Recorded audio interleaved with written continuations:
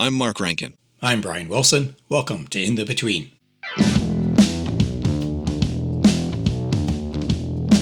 Today's guest is the great documentary filmmaker, Robert Mugge. Bob's been making films for the last 50 years, and it was his film Deep Blues, which came out when I was 14 years old, and I was just learning how to play electric guitar, and this film had a massive impact on me, as it was featuring some incredible Mississippi musicians like R.L. Burnside, Junior Kimbrough, etc., etc. Since then, Bob's not only continued making great films, but he's also written 2 books.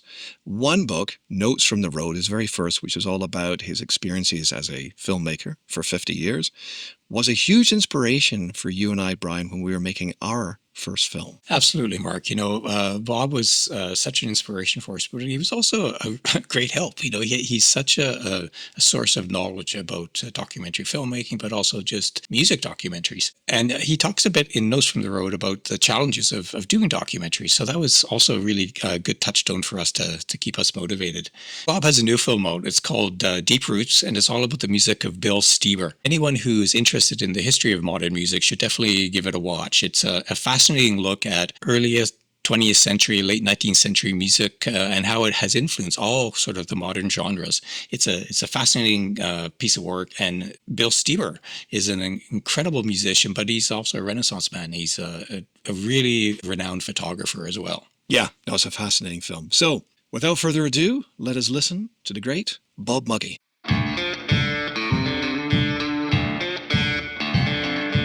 Bob Mugge, welcome. Bob, so glad you can join us. And before we start, officially here, I want to thank you for the inspiration. I'm looking at your book. I'm looking at your book right here, sir. Notes from the Road. When Brian and I were doing our film for the last year and a bit, 2 years, there we go. Yeah, you've got a copy too. Got a few. You got a few kicking around. It was such a source of inspiration. It really, really was. We've been watching your films for quite a lot of years. And when we were in the middle of doing our very first film and all the trials and tribulations that came with that, and we're kind of going, are we on the right track? What are we doing? Is this, all the things that go through your mind.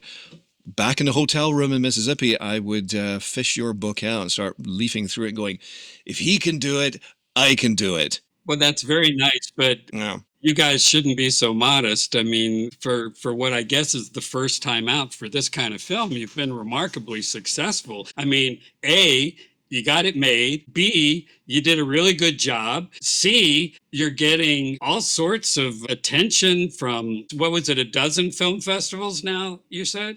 It's about that, yeah. Yeah. And now you're streaming. Are you still doing home video or not? No. Well, with our distribution company. You're not, because home video is all but dead. But I was curious. Our distribution company, MVD, as you know, because some of your films are with the same guys, a couple dozen of your films, or a couple dozen ahead of us. They basically said, well, they just wanted to see how it does on streaming before they ever look at the physical product. So maybe at some point, we don't know. That's why you're pushing the streaming so hard. Or one of the reasons. Yes, totally. But no, it's really weird. I am going ahead with my new film and having it put out. Because I already have this overarching deal for a couple dozen films with MVD and have had for just over a decade, it was easy for them to just sort of fold this film into the same deal. And that deal has it that they put stuff out home video every time. However, I have mostly tried to put things out on Blu-ray, and usually the only time I put them out on DVD instead was when we didn't have access to quite as great a master as we wished we did. So we figured, well, what's the point? But Ed Seaman, who runs the company, said, okay, we'll still do home video, but let's do DVD, because he said he believes that Blu-rays for documentaries just aren't selling anymore. And frankly, I get these monthly reports and they're for all my films together. And so it used to be, here's the one up here for what they call physical sales, home video. And here was the one for streaming.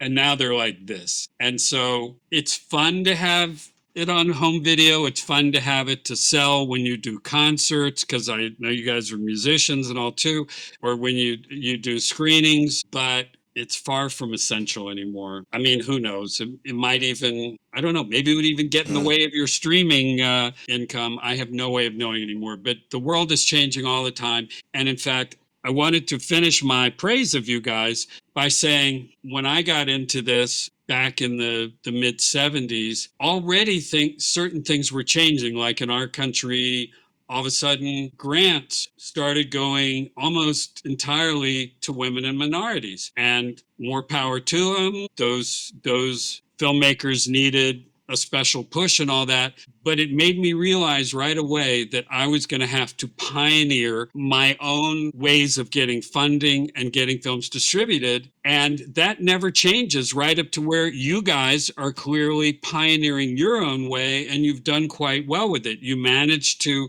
find funding to make your film. You managed to reach out to all the people who needed to be involved and charm them, I'm sure, into their cooperation. And now you're figuring out what the best ways are for distribution. And frankly, I've been very impressed that you got so many festivals to accept your film, because as you know, like when I started this, especially in the 80s, I had festivals come to me and say, what have you got this year? Because I usually had at least one film a year back then. Nice. Now, every festival gets thousands. I mean, I tried to bet that I could get invited to Sundance again with this one. Sundance is now getting 18,000 films submitted, and South by Southwest is getting something similar. And they both turned me down, which is why I decided, okay, for a blues-related film, probably my next best bet would be to wait and try to do something along with the Blues Music Awards in Memphis, because I have a long history with Memphis and the region and everything. And so that's worked out pretty well to get me some attention. But I've been extremely impressed that you guys have gotten so much acceptance from festivals, and you've done such a great job on social media of milking every one of those. And so, I mean, I'm learning watching you as well. Thank you, Bob. Your presence on social media is quite amazing, though, because I've talked to quite a few filmmakers over the last few years who aren't on it, or just for whatever reason, it's not part of their artistic sort of toolbox. You're on that almost every day with very legitimate. And that's the only reason posts. I could not care about the ego satisfaction of getting attention on there. It's nice to say hi to friends and all that, but my wife convinced me a decade ago to go, maybe it was a dozen years ago, something like that. Maybe it was even more. I don't know. While I was still teaching at Ball State here, and a lot of my students were on it, of course, they quickly got off of Facebook because they're not old, and now it's for old people like me. But she tried to get me to go on Instagram. She tried to get me to go on Twitter. So I did get addresses for both, but I just never really followed up because I thought this is enough work as it is. I'm stupid enough that I'm connected to thousands of people, and I wish every one of them a happy birthday.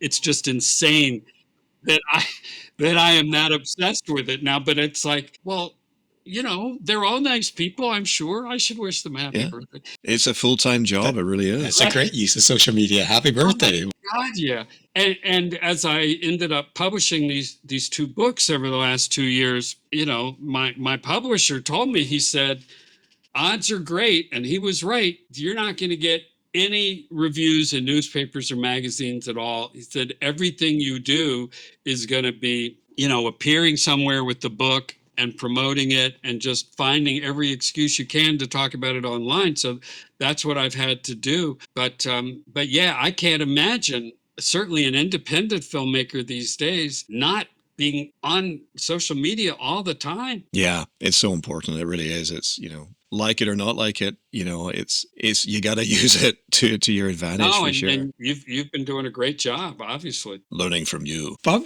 can I just ask you, what is it about music documentaries that you find so compelling? What is the aspect of the musician's story that really makes you want to do all this work? It makes you want to get back on social media, makes you want to write books, makes you want to, have thousands of contacts. It's funny.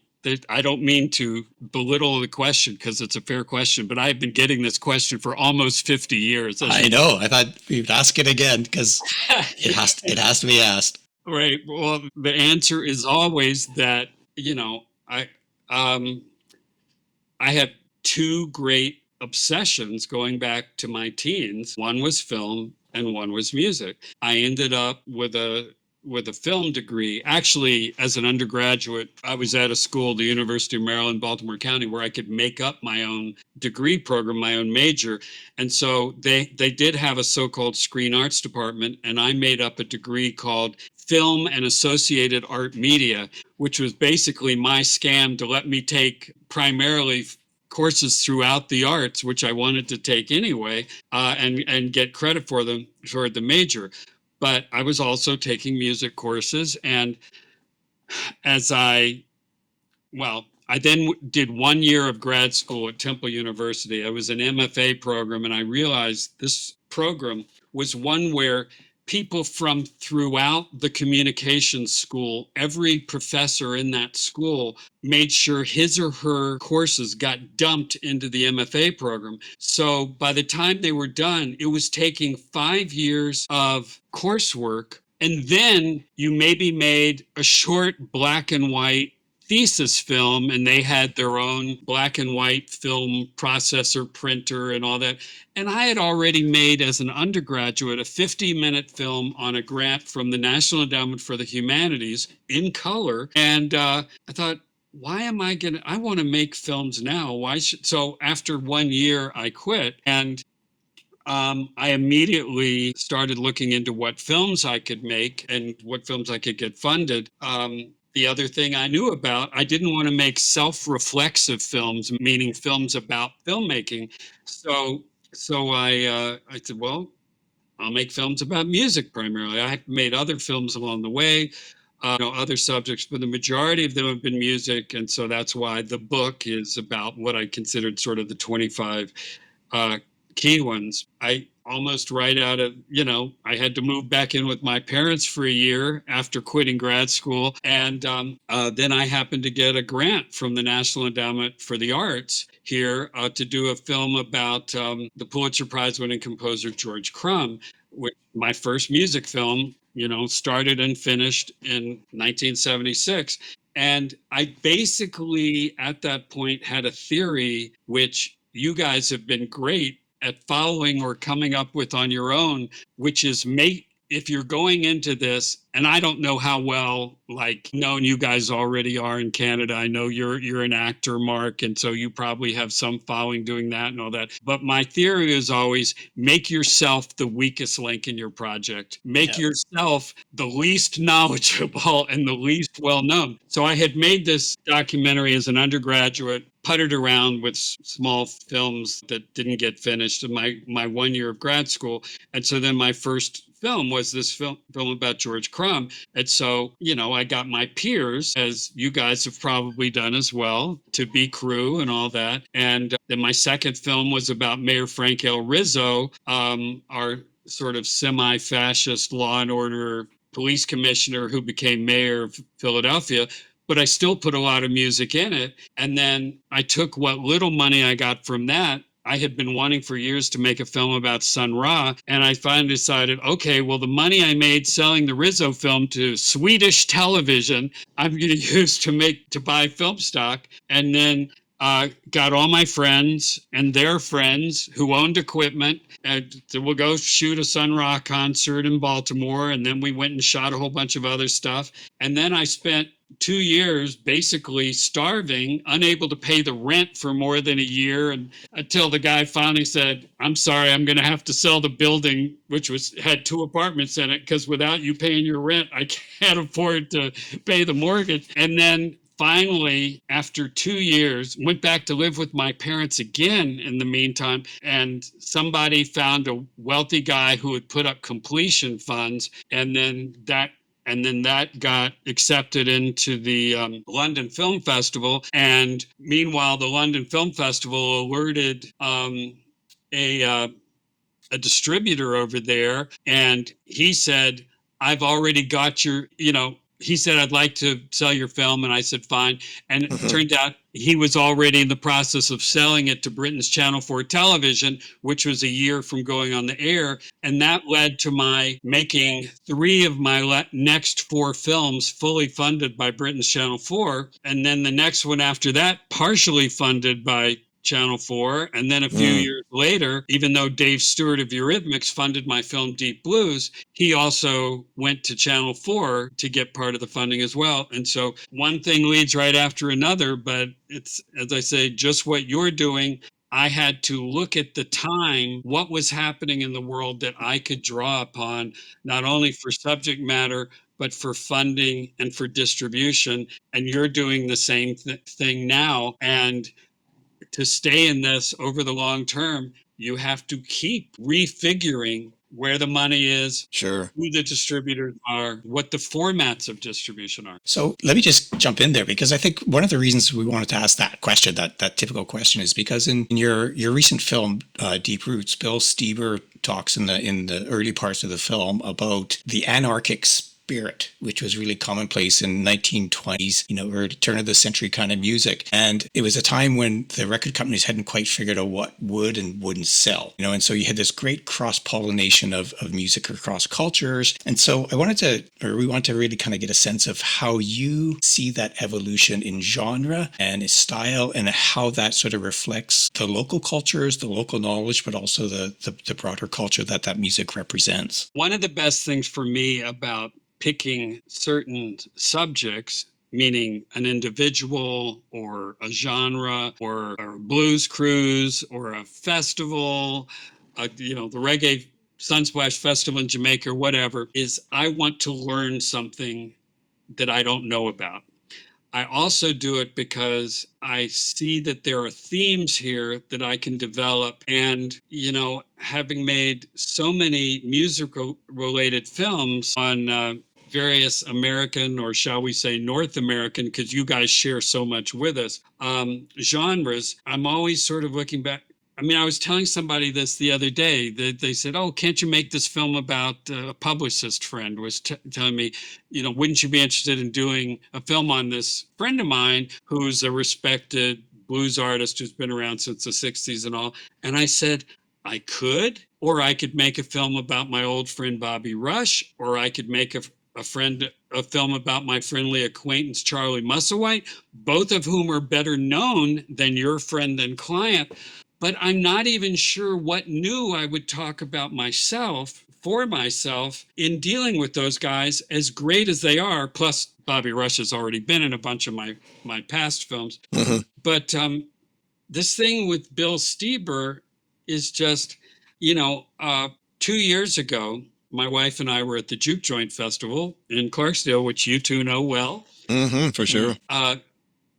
Bill Bill and I had known and liked each other from a distance for a long time. And in 1998, when I made Hellhounds on My Trail, The Afterlife of Robert Johnson, in collaboration with the Rock and Roll Hall of Fame, with money from a telecommunications company called Windstar, which later went belly up, it got to be a very complex relationship among the 3 of us, including the Rock and Roll Hall of Fame saying, well, if you're going to shoot here, we have to own the film. And then I had to negotiate something with Windstar where they could control it for 10 years, but eventually the Rock and Roll Hall of Fame would own it. And then later, my close friend, Terry Stewart, who was the president of the Rock and Roll Hall of Fame and Museum, he later retired, and they brought in a new guy, and the new guy won't answer my emails as I try to get them to let DVD, put out a new version of that film, because originally it was on a label owned by Windstar. Anyway, where was I going? That's a joke. It's allergy season. That's my excuse. What drew you to Bill, basically? Yes, thank you. So, Bill, my friend who just died recently, Patty Johnson, who is also very close with Bill, and I met while we were doing Deep Blues. She is a chiropractor, or she was a chiropractor and blues historian living in Clarksdale. And she told me, I decided that after I shot all these different big artists doing Robert Johnson songs during the Rock Hall's week-long tribute to Robert Johnson, that I naturally wanted to go back to Mississippi and get some stuff there, as I had in Deep Blues and as I later would with a bunch of other films. And so Bill, it turned out, had discovered a childhood friend of Robert Johnson's named Willie Coffey. And so I said, Patty, tell him, please let us film him interviewing Willie for the film. But he wasn't available, so he very generously allowed me to get my friend, the somewhat notorious but I think was wonderful Steve Levere, who started the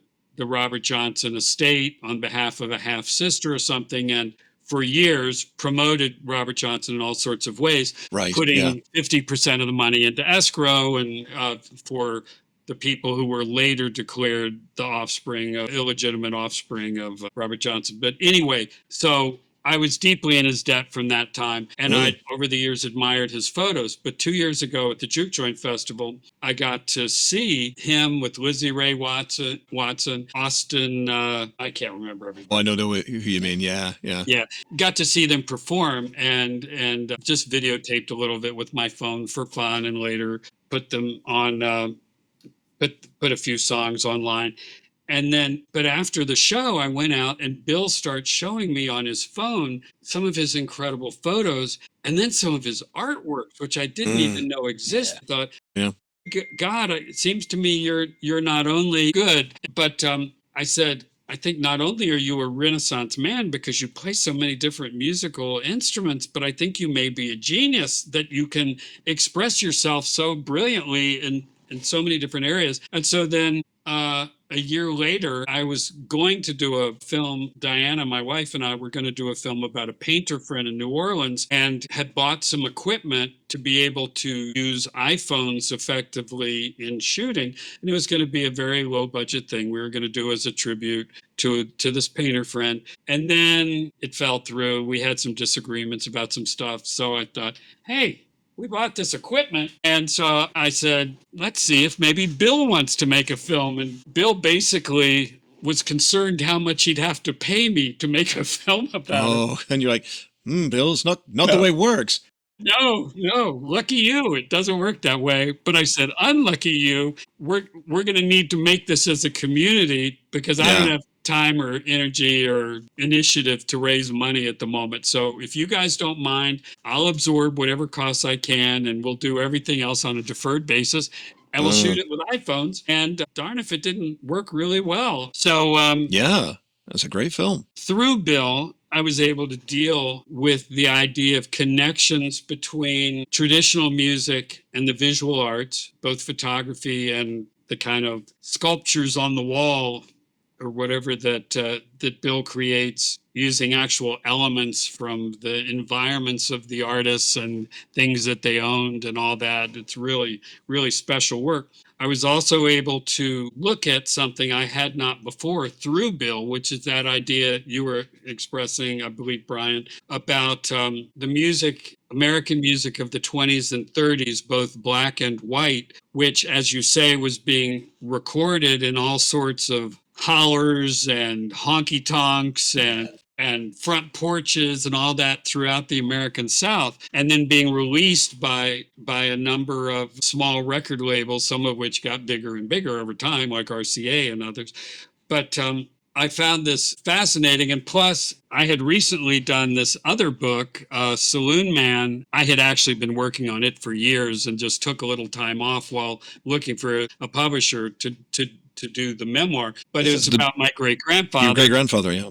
Yeah, who was this major businessman who came over from Germany and ended up in 1876 in Tampa, Florida, while it was still a settlement, grew with the city, whole array of incredible businesses, but his core businesses were alcohol related. So he had a wholesale liquor company. He had Florida's first distillery. He had, winemaking. And he always, early on, he always had at least 10 saloons. Later, he always had at least 20 saloons. Wow. And he at one point, a man named what's his name, Pat Chappelle. A man named Pat Chappelle had become a musician in Jacksonville, Florida, and then he later started the Rabbit's Foot traveling tour of musicians. Went throughout the South, through what became the Chitlin Circuit and so forth, and also to places like Chicago, other Black communities around the country, often on his own train car, taking these people around when the racist train companies did allow him to go on their tracks and everything. But but anyway, he had a big, what they called a theater saloon in Jacksonville. At one point, his landlord, the mayor, got in a big fight with him, so he decided to move his operations to Tampa. So he was known as the pioneer of Negro vaudeville. It was sort of vaudeville. It was sometimes sort of minstrel shows, but all sorts of musicians, famous musicians like Ma Rainey and W.C. Handy were on his tours, his Rabbit's Foot tours and everything. But when he came to Tampa, he rented theater saloons for several years from my great grandfather, because he had a series of vaudeville theaters himself, as well as the saloons. So I already had done a lot of research on that late 19th century, early 20th century series of theaters and so forth that actually contributed greatly to the history of the blues and other Black musics. And so I found this fascinating, that Bill's various music ensembles perform this music from the 20s and 30s, both Black and white, as well as create songs of their own using those historical styles and structures and all. So that gave me something else to deal with. Also, the fact that he's in a music community in Murfreesboro, Tennessee, outside Nashville, but focuses most of his work on the Mississippi Delta and North Mississippi Hill Country, which connected directly to my 1991 film Deep Blues. Yeah. So and plus it turned out that he was then, when we started working on it, finishing up a gallery exhibit of photos and artwork in Murfreesboro, in a gallery created by his alma mater there, Middle Tennessee State University. And so I was able to go film him there to help tie a lot of these things together. Did you find, Robert, going back to Deep Blues very quickly there, because that was one of the first films that you made in Mississippi. Is that right? Yes, you could say that my first film in Mississippi was the Al Green film, because Al Green's church is sort of on the line with Mississippi. It's sort of Memphis, but it's got all these Mississippi people working there. But yes, the first actual film I made there was Deep Blues, and then later made more, and then also ended up working for 3 years as filmmaker in residence for Mississippi Public Broadcasting, where I made still more. No, sure. I guess my point before was just to say that because Bill was focusing on some of the same artists, living and dead, that we had focused on in Deep Blues, and then he having been heavily influenced himself by Deep Blues, later named this gallery exhibit Deep Roots, it just made sense that as I took it the next step, making a film about his exhibit and his music and the people around him in these musical communities, that I call the film Deep Roots. So we kind of went full circle in a lot of ways. Oh, it's a total full circle moment. Looking over all your film work and reading through your book, so you've covered everything from reggae music, blues, country, bluegrass, jazz. You're not a musician yourself. Music, salsa. Exactly, yeah, of course, Ruben Blades, yeah. Is there a particular style of music that you like the most for yourself? Well, that's a tough one. I grew up listening to opera in the home because my parents were big opera fans. To Broadway musicals. And as I wrote in the book, my greatest regret is that Channel 4 Television was willing to fund a film that I was going to do on Stephen Sondheim as he was developing Sunday in the Park with George. We were actually going to film that as it was being developed before anybody even got to see it.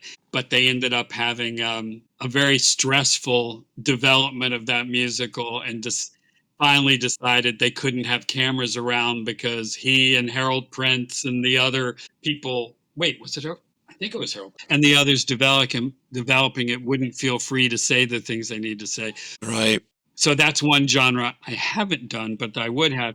But then I was listening heavily to R&B in the 60s, growing up heavily to, Bob Dylan and people like him, increasingly to jazz and blues. And then, it just all it was just all rolling around inside Mm. my head and my heart. And I still love the blues a great deal. I still love R&B a great deal. Jazz, Zydeco music, which I got heavily into later, is Yeah. really an offshoot of blues. And Yeah. in fact, my first Zydeco film, I was dealing most heavily with Buzu Chavis, who was one of the founders of the music, who played a very rough-hewn traditional style. And then Bojack, the younger artist who was bringing funk music and blues and so forth into it, taking it new places. In fact, one of the things that has become a key theme in a number of my films is how musical genres change. And in Mm. fact, when I made my bluegrass film,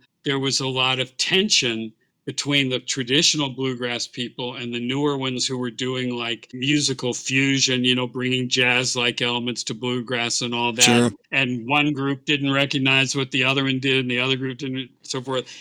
And the same sorts of things were happening in Zydeco. There were the traditional people, the people doing more traditional forms of Zydeco that had come out of La La and other traditional Louisiana musics, and Caribbean influences, the Cajun influences, which were the people who had originally come, the Acadians who had come from Yeah. French-speaking Canada and all these swirling around, gumbos with so many different forms of music. But Fascinating. anyway, that's just Yeah. been an ongoing theme for me, is how you create traditions, how you maintain traditions, how you deal with the stresses that come when some members of the community want to change them, take them new places, cross them. And my Reuben Blades film is all about, Mm. he had recently before that been in an independent feature film called Crossover Dreams, which is about the attempt to cross over from doing Spanish language music, salsa music, but trying to reach over to a wider audience. And so with my film, The Return of Reuben Blades, it's all about, he records a song with Linda Ronstadt, and they talk about his influence from Panama, the New York salsa scene versus the West Coast music scene that, is heavily Mexican influenced, and she had a Mexican father. And of course, she would later, after I filmed her recording with him, she would later record albums of Mexican songs taught her by her father as a child and so forth. Wow. Oh, I didn't know that. Yeah. Do you see a difference if we talk just a bit about Mississippi and talk about changes and preserving traditions? Going back to your film, Deep Blues, and having been working in that state on and off for the last 20 odd years, do you see a very, very big difference in 30, how that's evolved? 30 some years. 30 30 some something. years. 40 some if we take it back to the Al Green. Yeah, very Yes. true. Very true. Which I'd love to talk about, because that sounds like absolute, from reading your book, sounds like an absolute fascinating sort of journey. But have you seen a lot of changes in that state as far as musical landscape, cultural landscape? Yeah, one of the interesting changes is that people are always declaring the blues scene they're dead, declaring juke joint culture dead. Yeah. And sometimes they're sort of right, but then assorted people revive it in different ways. When we made Deep Blues, it was partly to prove that Mississippi blues was not dead, as a lot of people were saying. People had assumed that as all those people moved on to Chicago from Mississippi and Arkansas and elsewhere, that increasingly the generations there were dying out, and the juke joints, which had kept it alive for local Black audiences, but also for interested visiting white audiences, and even Japanese audiences and German audiences, tourists coming in, attracted to the scenes. But so our film was basically showing, look, not only is the music still alive down there, but much of it is just as electric as the music in Chicago. Talking about, as a documentary filmmaker, with such a long career. I do remember you mentioning in your book, and I can't remember what the actual reason was, but you did make a decision to go into documentary film and not do narrative film. Has there ever been a part of you that's regretted that decision through the years? Sure, I wrote like half a dozen feature scripts and kept trying mostly to find funding to make a super low budget film myself. In fact, Brian, we were talking before about questions I've been asked over the years, and that is another one. Why did you end up making Sure. documentaries? And it's because I kept not getting the funding I needed to make features, but I kept finding funding one place or another to do music docs in general, but especially music docs. And so I thought, I'll take it as a sign. If this is what the universe wants me to do, I'll do it. And I couldn't be happier because, as I say, the two things I love most are documentary and music. Sure. And frankly, working in nonfiction is generally speaking a much freer form. And in fact, I also talk in the book about how what I've always tried to do is combine creating a structure in advance, a structure that I know will give me all the things that I need in telling a particular story, but then being ready to improvise every step of the way, because I go into it maybe having half a dozen approaches in my head, maybe having notebooks full of notes. But once those are fully embedded, I can go out and improvise every bit as much as Sonny Rollins does when he goes in knowing there's a song structure, a traditional song structure he's playing off of, but that he can then do all these things with that chordal structure and textures and everything along the way. It's sort of like trying to be Hitchcock and Robert Altman at the same time. Definitely. I think a Hitchcock like structure ready if you need it, but then improvising like crazy like Altman along the way. When you started off, or when you start off your films, talking about agendas and structure, because that's something that we found with, when Brian and I were setting out to do the film of Super Chicken, not knowing so much about him, we didn't have so much of an agenda other than we wanted to capture who he was as a person, as a musician, and his surroundings. Beyond that, it was really reliant on what we could film around his schedule and everybody else's schedule. So the agenda became more clear almost through some of the editing process. When you've started out your films, have you had a really set agenda there? Yeah, I know, as you said, you improvise as you go and how things change, all the moving parts. But Well, have you always wanted to have something? I posted something the other day that you may have seen on Facebook, which was from a film I made called All Jams on Deck, which was my second Blues Cruise film. But it was Yes. really all about the basics of blues jamming and Right. how they're similar to jazz, how they might differ somewhat. And of course, and so for the birthday of one of these guitarists, I edited together this one small part of the film with the things they were saying, these three guitarists, and then a quick bit of improvising by each of the three of them. And of course, one of the things they talk about is those basic building blocks of the blues, the 1-4-5 chords, just like rock and roll and everything, which of course developed out of rock and roll. And so they're basically saying you got these building blocks that allow you to communicate with musicians you've never met when you all end up on a stage together. But within that structure, then you're free to do a million different things and work off each other in all kinds of ways. And it's the same way with filmmaking. Let's face it, it's something like a music documentary. You can try to pull them in as many directions as you can to try new things. And in fact, filmmaking in general, one filmmaker will be more into a structured script and doing things exactly as that script designated. Another will be heavy into improvisation. Another will be into the choreography of movement. Another will be into certain games with language or techniques or poetic uses of language. Another will be heavily influenced by dance. Another will be heavily influenced by the visual arts, like a film about Van Gogh that's trying to make every scene look like a painting. So a film is never one thing. It can be so many different things. But generally speaking, a music doc is going to be a certain amount of performance, a certain amount of interview, and then as much as you can, the documenting of particular activities that involve your subjects, um, or discussions of issues that are relevant. So, I just knew intuitively when I made my first music film, which was the George Crumb film, that I was going to have interviews. And of course, I was already trying to satirize the whole convention of documentary interviews. I placed George Crumb and his music director, composer friend, Richard Wernick. I placed them on two ends of a couch with the pet dog in between. And this did a very formal wide shot the whole time they talked that I knew I'd be cutting through the film between sections of his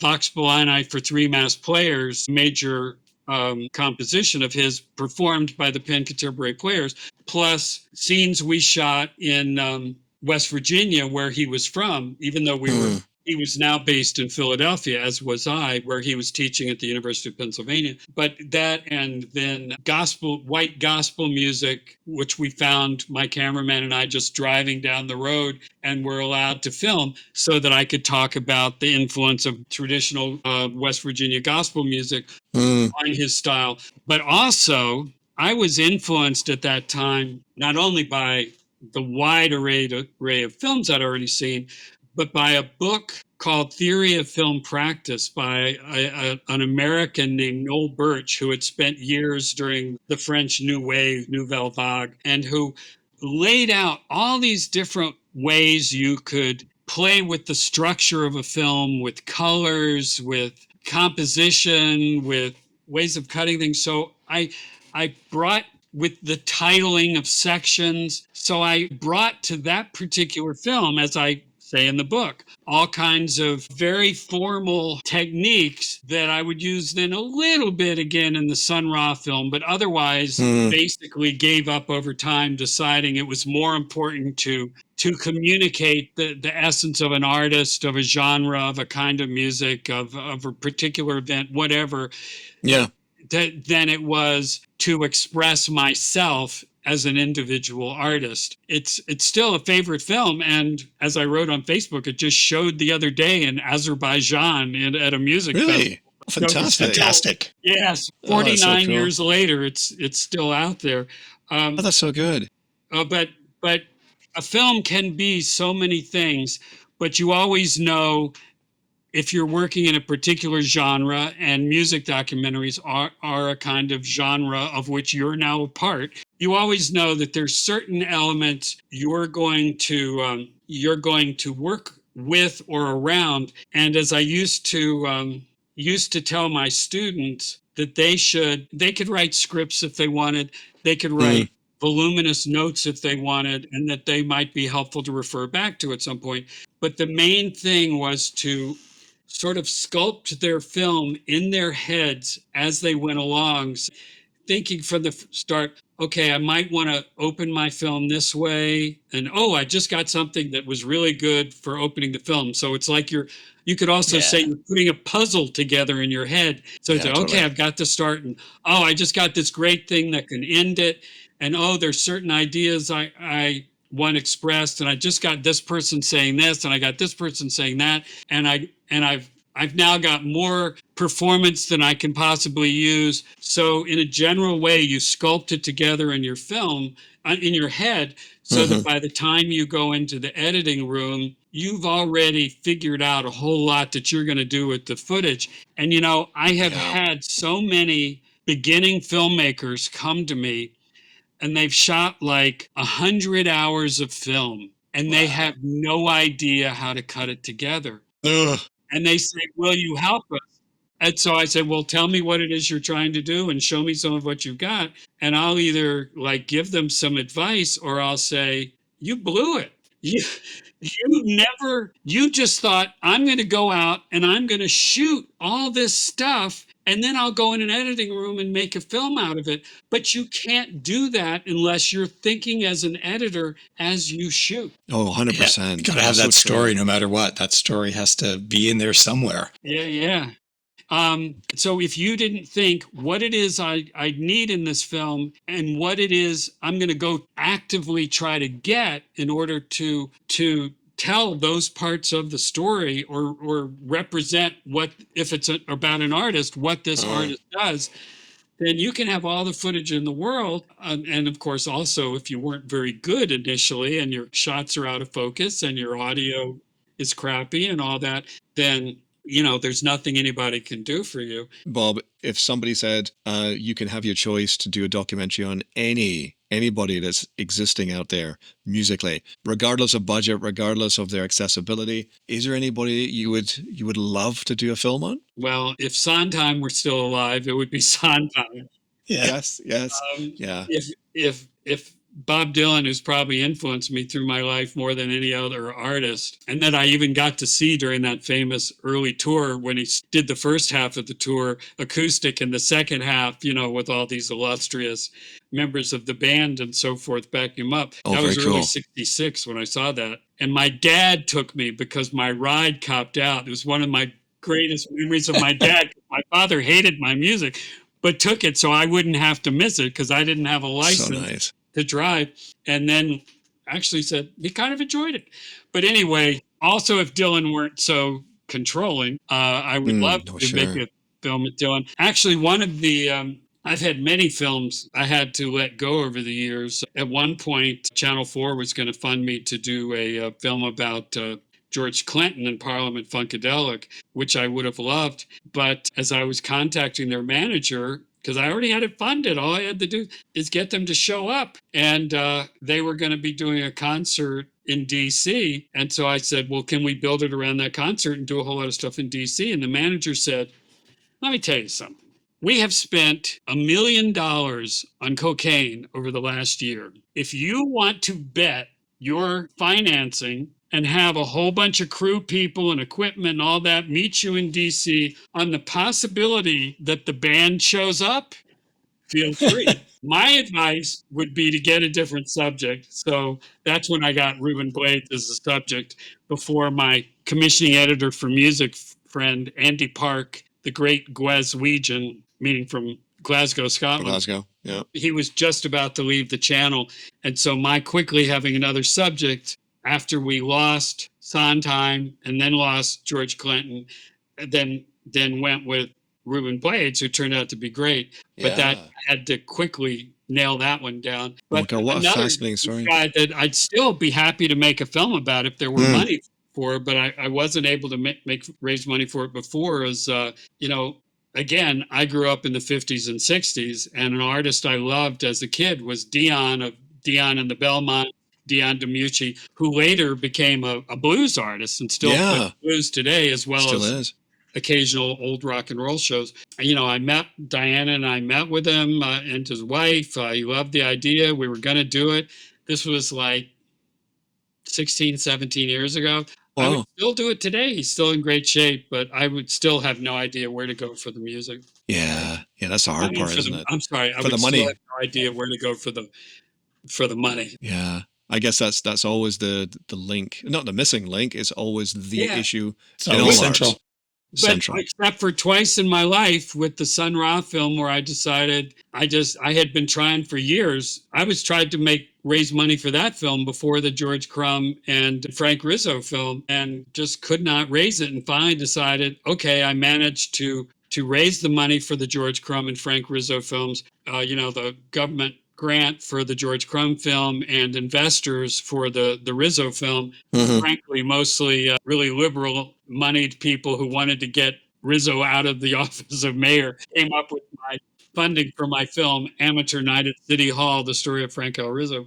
But so after making that and getting both films onto national public television here in the States and so forth, I decided I would try to make the Sun Ra film without money to the extent that I could, and did succeed, though nearly starved to death doing it.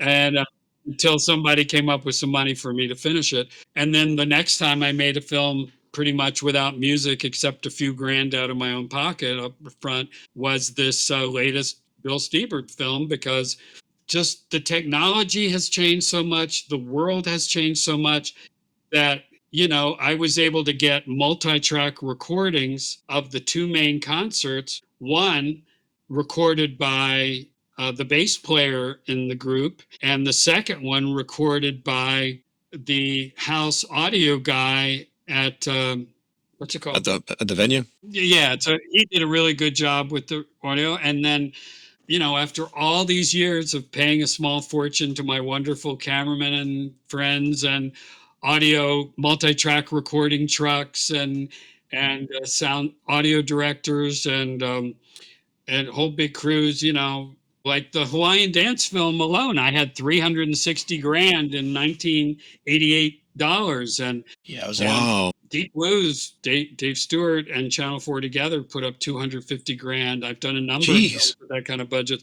Lots of films, well over 100 grand.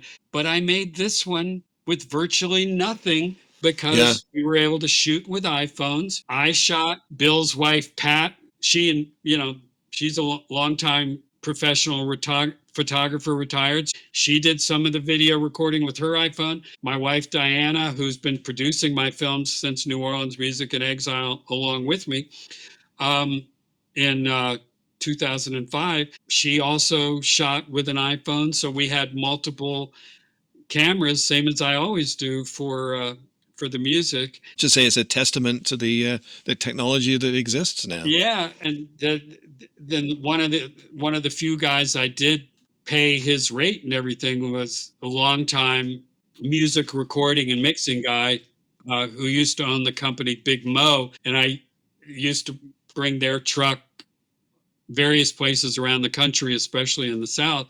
And so he had to give up his trucks years ago as the industry changed, but he still does music mixing. And so I got him to mix all the songs for this one. Oh, that's good. Well, it's a great film. Books are great. Bob, you're great. Yes. Thank you. Yeah, You guys definitely. I got to say, if people have a chance to see Deep Roots, they really, take it because it's got so much information in it about the history of music and blues Right. in particular. It's a wonderful piece. Well, thank you very much. And I'm doing a bit of what you've been doing with the festivals. They're mostly going to be. I've actually been turned down by a number of festivals because it is about somebody that most people have not heard of. And I chose to make it exactly the way I wanted to make it, not in some conventional form where that I could easily get it picked up by American Masters on PBS or something. In fact, actually, I just communicated with American Masters about that yesterday, about it and the film I'm planning. And they were right that they mostly do really good, but really conventional films about American artists or thinkers of one sort or another who are long dead, but who are household names. Yeah, sure. And as I told them, I make films about people that I think haven't yet got enough attention. And of course, the films I did that about early on, Sun Ra, Al Green during his gospel preacher period, Sonny Rollins during kind of a low point of his, incredible career, Gil Scott Heron.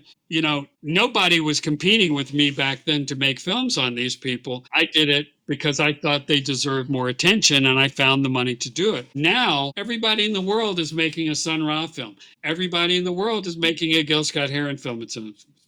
People make Al Green films. People make Sonny Rollins films. So whom do they have to come to for footage from while these people were, well, Al Green's still alive, but he still never let anybody else film in his church. So people have to come to me if they want to do something on that. I just had a nice payday from another Sun Ra film that bought money from my agent that handles clip rights for my films. So Great. It's funny that the choices I've made long term have paid off, even if it sometimes was frustrating getting attention for the films when I first made them. Sure, And I'm sure sure. the same thing will happen with Super Chicken. He will become valued that much more as his career goes along, and once he's gone too, and your film will become increasingly important.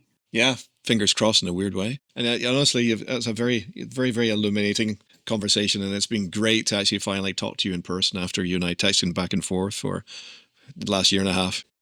Bob, thank you again, man. It's been fantastic. Thanks so much. It's been so great. Mark and Brian, I appreciate the the time spent with you, and I appreciate what you're doing, and I wish you huge luck with your next projects, of which I'm sure there will be many. Thank Great. you. That's Thanks. nice to say, Bob.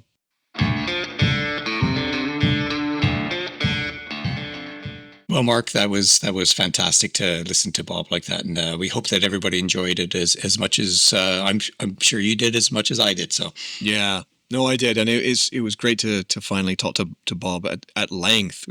Before that, it's actually just been a series of emails and Facebook text messages.